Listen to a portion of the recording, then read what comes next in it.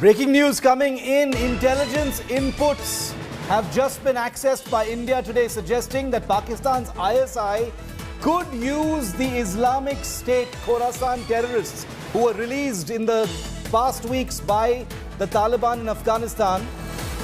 They could be diverted to be used against India. Intelligence agencies have expressed concern that Pakistan's ISI may provide arms received from the Taliban to released ISIS-K terrorists and deploy them on the line of control against India.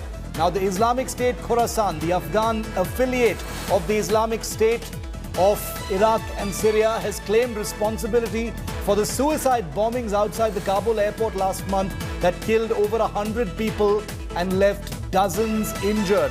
Now, that very same group's terrorists who were prisoners and now freed by the Taliban could be harnessed by the ISI and deployed in POK against the Indian army and against the Indian military.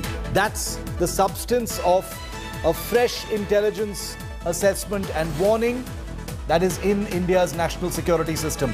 Our editor defense, Abhishek Bhalla, with me live for more on this. Abhishek, always one of the possible scenarios is the impact of the collapse of Afghanistan on Indian security, especially in J&K. And this fresh terror alert paints a pretty disturbing but expected situation that many terrorists, who are now breathing free air in Afghanistan, might be used as cannon fodder and diverted to POK by the ISI to fight against India.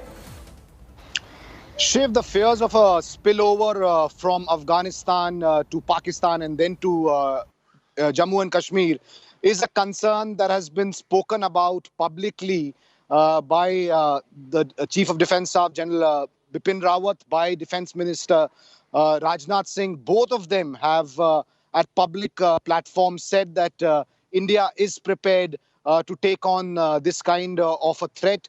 Also, what is very important to note, Shiv, is that Pakistan has been openly meddling in the affairs of Afghanistan. Their ISI chief was photographed in Afghanistan when the government formation was happening. So it was very clear evidence that whatever developments are happening in Afghanistan, Pakistan is playing a very important role in that.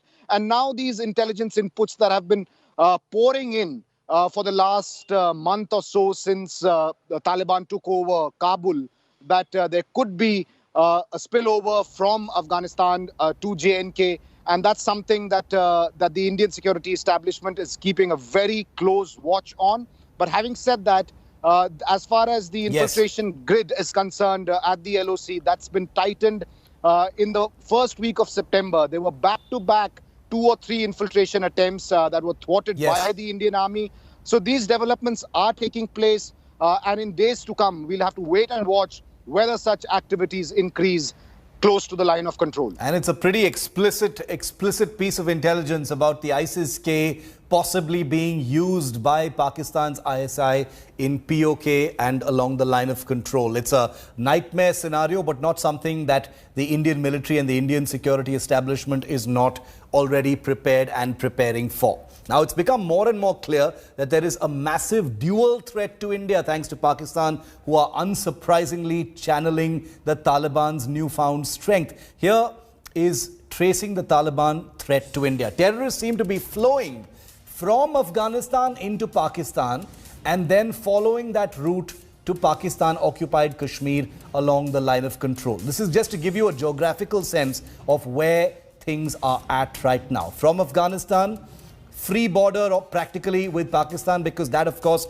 is the mothership of the Taliban, and any amount of equipment and manpower can now be harnessed and pulled at will and deployed at will, most likely in POK, where India has been killing a lot of terrorists in the last 3 years, and therefore Pakistan feels the need to recruit more of these terrorists. They could be from ISIS-K, they could be from other groups.